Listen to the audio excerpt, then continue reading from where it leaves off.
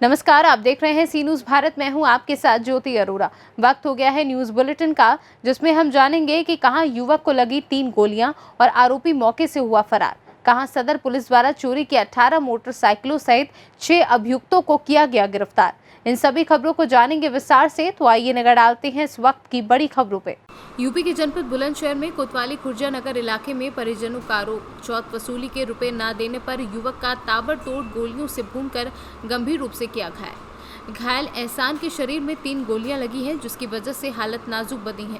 निजी अस्पताल में उपचार चल रहा है। बताया जा रहा है कि पिछले कई दिनों से दबंगों के द्वारा चौथ के रुपए मांगे जा रहे थे और रुपए न देने पर दबंगों ने गोलियों की बरसात करते हुए एहसान को मौत के घाट उतारने का प्रयास किया।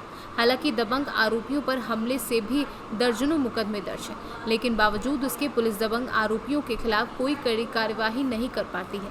हालांकि फायरिंग की सूचना मिलने के बाद मौके पर पहुंची पुलिस फिलहाल गंभीरता से जांच में जुटी है और घायल युवक का निजी अस्पताल में उपचार चल रहा है। गुलशन नाम है मेरा। गोली से लगी आपके कौन है ये मेरे शौहर हैं, जिन्होंने गोली मारी है इन्होंने। कहाँ मारी है, किन लोगों ने मारी है? मुल्ला नवाब ने और क्या नाम है उसका भैया, क्या नाम है उसका नाम, मुल्ला नवाब और शहजाद, और एक वो है क्या नाम है जी, क्या नाम है उसके भैया का, दूसरे वाले का, मुल्ला नवाब से जो छोटा नौशाद, और एक और है वो क्या नाम है जी छोटा वाला। ये सब एक साथ आ गए थे। ये सब एक साथ आई। मेरा आदमी पे 4 फायर करे, बैठे बैठे रोटी खा रहा था। 5-6 फायर करे। 3 गोली मारी हैं। एक पेट में लगी है और बाजुओं में लगी है। रंजिश थी कोई, क्या मामला? नहीं, कुछ नहीं था। ये पूरे क्या नाम है जी मोहल्ले के दबंग हैं, पी के बदतमीजी करती हैं, बेटियां लौंडियां सब कुछ छेड़ती हैं। पीने के बाद है ना ये बिल्कुल बेकार हो जाती हैं, चार्ज से पैसे छीनती हैं। ये पूरा आतंक मचा रखा। आतंक मचा रखा। मेरा आदमी से भी यही कह रहे थे। ये मेरा आदमी ने पैसे न दिए तो मेरे आदमी को उन्होंने गोली से मारा। मेरा आदमी बैठा बैठा रोटी खा रहा था। आपका? मेरा नाम ज़ूबी है, मैं उनकी सबसे बड़ी लड़की हूँ। ठीक है। किस बात पे गोली मारी आपने? इस बात पे मारी क्योंकि वो लोग करते हैं कि कहीं भी जगह जो भी इंसान थोड़ा खाएगा कमाएगा वहीं कट्टे वट्टे लेके चले जाते हैं, उनको धमकियाँ देते हैं, उनसे ज़बरदस्ती पैसे छीनते हैं, किसी की भी दुकान में घुस जाते हैं, कट्टे कानों पर रख के उनके पैसे छीन लेते हैं, सरेआम गुंडागर्दी करते हैं। इनकी शहर में इतनी गुंडागर्दी चालू है। ये मुल्ला नवाब और उसके सब ये 4 भैया चारों हैं। ये चारों भैया हैं। कुरैशी सब एक जैसे नहीं होते हैं, बहुत अच्छे लोग भी होते हैं, लेकिन इन्होंने ना सबका नाम बदनाम करके रख रखा। ये मेरे पापा को परेशान कर रहे थे 1 हफ्ते से पैसों के लिए, और उन्हें मारने की धमकी दे रहे थे। फ़ोन पे पैसे चाहिए, पैसे दो। और जब उन्होंने मना कर दिया कि मैं बेजायज़ पैसे किसी को दूंगा नहीं, मेरा बाप कैसा है पूरे शहर से पूछ लो, वो कभी किसी का बुरा ना चाहते हैं, और ये बिना वजह उनको परेशान कर रहे थे। सर, एक पंजाबियान में गोली मारने का मामला सामने आया है, क्या कंडीशन है और क्या है वो है? देखिए, आज रात्रि में लगभग 10 बजे एक व्यक्ति एहसान पुत्र हबीब निवासी खवेश ज्ञान थाना खुर्जा क्षेत्र अंतर्गत, उम्र इनकी लगभग 48 वर्ष है। इनके परिजन इनको अस्पताल लेकर पहुंचे थे और साथ ही पुलिस को सूचना दी गई थी कि जब ये अपने एक रिश्तेदार के साथ मोहल्ला बारादरी पंजाबियान खुर्जा में बैठकर खाना खा रहे थे, तो अचानक कुछ लोग जो इनके परिचित भी थे वो वहाँ पहुँचे और इनके ऊपर गोली चला दी, जिससे ये घायल हो गए। इनसे जो पूछताछ की गई है, जो इनके परिजन हैं और इनसे भी, उसके आधार पर जिन लोगों पर आरोप लगाया जा रहा है, उन आरोपियों की पुलिस द्वारा बहुत तत्परता के साथ टीम बनाकर तलाश की जा रही है और आशा है कि शीघ्र ही पुलिस को सफलता मिल जाएगी और घटना का पटाक्षेप होगा कि वास्तविकता क्या है और कौन वास्तव में इस घटना को अंजाम देने के लिए दोषी है। बुलंदशहर से सी न्यूज़ संवाददाता रविंद्र कुमार शर्मा की रिपोर्ट। गोंडा थाना तरफगंज अंतर्गत पकड़ी बाजार में लगभग 3 बजे के आसपास विजय कुमार गुप्ता पुत्र शिव प्रसाद के यहाँ गोदाम में शॉर्ट सर्किट से लगी आग, जिसमें काफी मात्रा में नुकसान हुआ। वे जलकर राख हो गया। प्रधान पप्पू सिंह को रात में सूचना दी तो उन्होंने विद्युत लाइन कटवाई। उसके बाद लोग आग पर काबू पाए। भाई साहब, आपका क्या नाम है? विजय कुमार गुप्ता। ये कौन सा स्थान है? ये हमारा घर है, काली मंदिर स्थान है। ग्राम सभा कौन सा है? पकड़ी बाजार। ये पकड़ी बाजार किस तहसील में पड़ती है? तरफगंज में पड़ती है। तो ये भी देखा आपके घर में मैंने जी कि ये आग लग गई है। कैसे लग गई आग? ये आग जो है कल लगभग 3 बजे सुबह शॉर्ट सर्किट से लगी बिजली से। यहाँ हमारा गोदाम था ऊपर, यहाँ स्टेबलाइजर लगा हुआ था, काफ़ी पुराना 2 साल से चल रहा था, कोई दिक्कत नहीं थी। कल रात में जब हमारे पिताजी सुबह लगभग 3 बजे सुबह उठे बाथरूम करने के लिए, तो सड़क की तरफ गए। उधर से जब वापस आने लगे तब देखे कि मतलब ऊपर दरवाजा चल रहा है, आगे आग की लपटें निकल रही हैं, धुआं निकल रहा है। हम सबको बुलाया, जगाया गया, हम सब उठे। तब तक लगभग आए, लाइन कटवाए, पहले फ़ोन करके हमने लाइन कटवाया। लाइन कटवाने के बाद जब आग बुझाई, लगभग तब तक सब कुछ ख़त्म हो चुका था। थोड़ा बहुत माल बचा था और सब बाकी। अच्छा, ये क्या आपका गैरेज है क्या? ये गोदाम है हमारा। अच्छा, गोदाम है, हमारी दुकान, जहाँ पे सामान इकट्ठा आप रखते हैं, दुकान फिर ले जाते हैं, बेचते हैं। हाँ, दुकान पर जगह कम है तो यहाँ रखते हैं। अच्छा, लगभग कितने का नुकसान हुआ है? 10 लाख से ऊपर नुकसान हुआ है। 10 लाख से ऊपर का नुकसान हो गया। अच्छा, आप कितने भाई हैं? 5 भाई हैं। 5 भाई हैं। आप भाइयों में सबसे बड़े हैं? जी। और सब आपसे छोटे हैं? सब यही रोजी रोजगार करते हैं दुकान में? एक ही दुकान से सारे खर्चा चलाते हैं? जी। विजय किराना स्टोर के नाम हमारी फर्म है, बहुत पुरानी फर्म है जी। जब से हमने पढ़ाई छोड़ी, बिजनेस ही करते हैं। लगभग 20 साल से हम ये दुकान करते हैं। धीरे धीरे इसी में जो पूंजी बढ़ी है, इसी से काम करते हैं। बैंक से लोन भी है, इलाहाबाद बैंक से लोन भी है। वो लोन का पैसा भी हम निकाल के इसी में पूंजी लगाए हुए हैं। आज के डेट में भी हम बैंक का लगभग 8 लाख रुपये बकाया है। 8 लाख रुपए आप बकायादार भी हैं? हाँ। 10 लाख का सामान आपका जल के राख हो गया। कुछ महाजनों का भी बकाया है। क्रेडिट क्या आपके यहाँ शॉर्ट सर्किट से जो आग लग गई जी, लगने के बाद में आपने प्रधान जी को सूचित किया था? जी हाँ, अपने प्रधान को सूचना दी। प्रधान जी के माध्यम से क्या कोई अधिकारी यहाँ आया था? हाँ, लेखपाल साहब आए थे कल। अच्छा, लेखपाल यहाँ के कल आए थे? जी सर। और ये कल ही की घटना है? जी, कल सुबह की घटना है, लगभग 3 बजे की। जी। सुबह लोग इकट्ठा हुए जब जान। और कोई अधिकारी आया था? नहीं, अभी तो नहीं आया। कह रहे थे कि कानून को साहब आएंगे।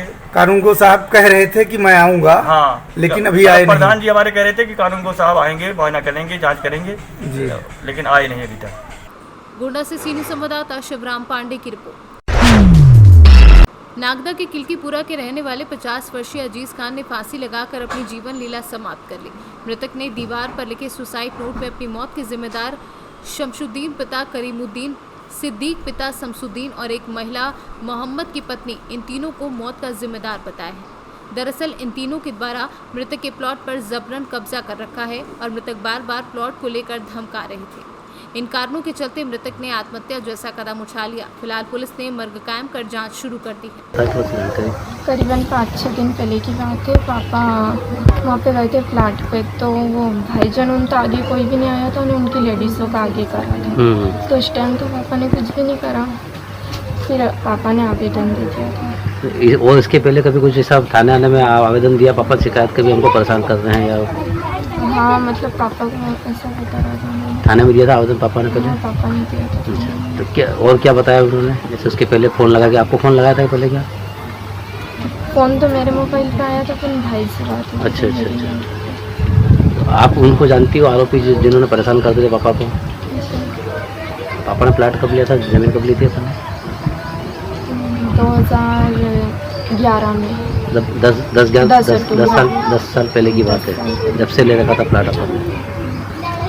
और इसके बीच में कोई घटना घटी थी, मारपीट या गाली गलौज या विवाद कोई स्थिति? हम रह ही नहीं रहे थे यहाँ पे और ऐसा कुछ था ही। अच्छा अच्छा। पापा कहाँ रहते थे? आप पापा के पास थे रहते थे?